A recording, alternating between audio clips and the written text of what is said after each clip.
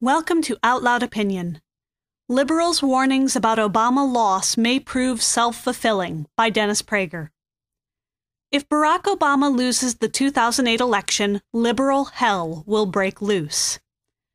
7 weeks before the 2008 presidential election, liberals are warning America that if Barack Obama loses, it is because Americans are racist. Of course, that this means that Democrats and independents are racist, since Republicans will vote Republican regardless of the race of the Democrat, is an irony apparently lost on the Democrats making these charges. That an Obama loss will be due to racism is becoming as normative a liberal belief as Bush lied, people died, a belief that has generated intense rage among many liberals. But Obama lost because of white racism will be even more enraging. Rage over the Iraq War has largely focused on President George W. Bush and Vice President Dick Cheney. But if Obama loses, liberal rage will focus on millions of fellow Americans and on American society. And it could become a rage the likes of which America has not seen in a long time, if ever. It will first and foremost come from within Black America. The deep emotional connection that nearly every Black American has to an Obama victory is difficult for even empathetic non-Blacks to measure.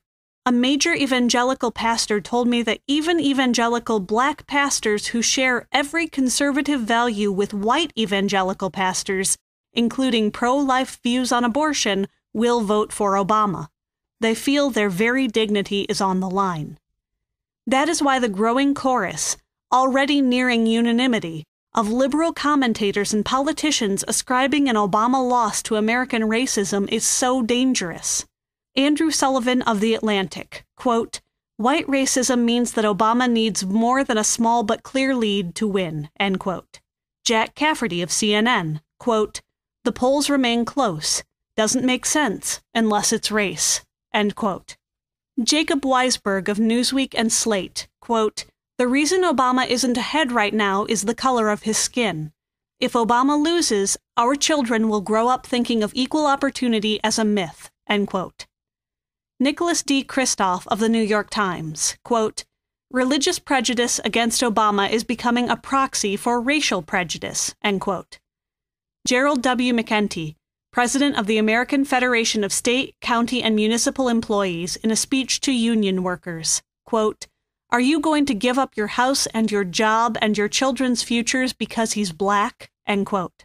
Similar comments have been made by Kansas's Governor Kathleen Sebelius, a Democrat, and by writers in Time magazine. And according to the Associated Press, quote, "A poll conducted by the Associated Press and Yahoo News, in conjunction with Stanford University, revealed that a fairly significant percentage of Democrats and independents may not vote for Senator Barack Obama because of his race," end quote. If you read the poll, it does not, in fact, suggest this conclusion. The pollsters assert that any person with any negative view of Black life means that the person is racist and means that he would not vote for Obama.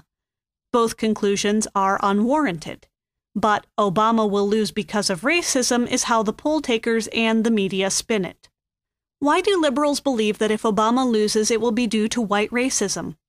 One reason is the liberal elite's contempt for white Americans with less education, even if they are Democrats. A second reason is that it is inconceivable to most liberals that an Obama loss, especially a narrow one, will be due to Obama's liberal views or inexperience or to admiration for John McCain. The third reason is that the further left you go, the more insular you get. Americans on the left tend to talk only to one another, study only under left-wing teachers, and read only fellow leftists. That is why it is a shock to so many liberals when a Republican wins a national election. Where do all these Republican voters come from? And that, in turn, explains why liberals ascribe Republican presidential victories